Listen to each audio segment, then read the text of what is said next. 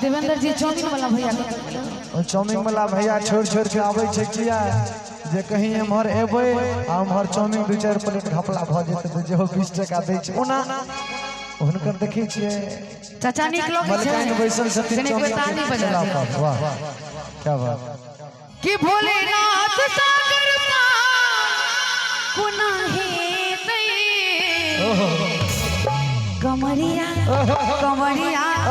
कमरिया कैल रहल छै पार कोना हे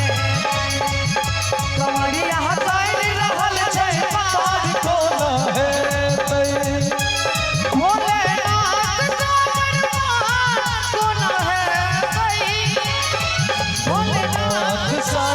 पार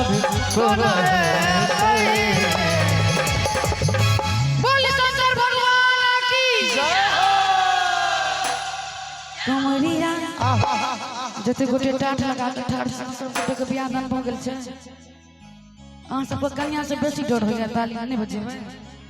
एकर बाबा दरबार में छी सब गोटे जिनका जिनका बियाह नहीं भेल है उनको सबको बियाह हो जात जोगाड़ लग जात कनी ताली बजा न दियो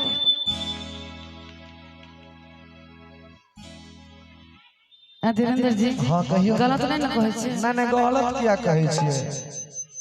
सुंदर बात कहलिए ये मुदा देखियो जखन भक्ति माहौल देवेंद्र जी हां कहियो एक लाइन जिनकर अच्छा कते गोटे के त बियाह नहीं बियाह किनकर नहीं भेलिए कनी हाथ उठबियो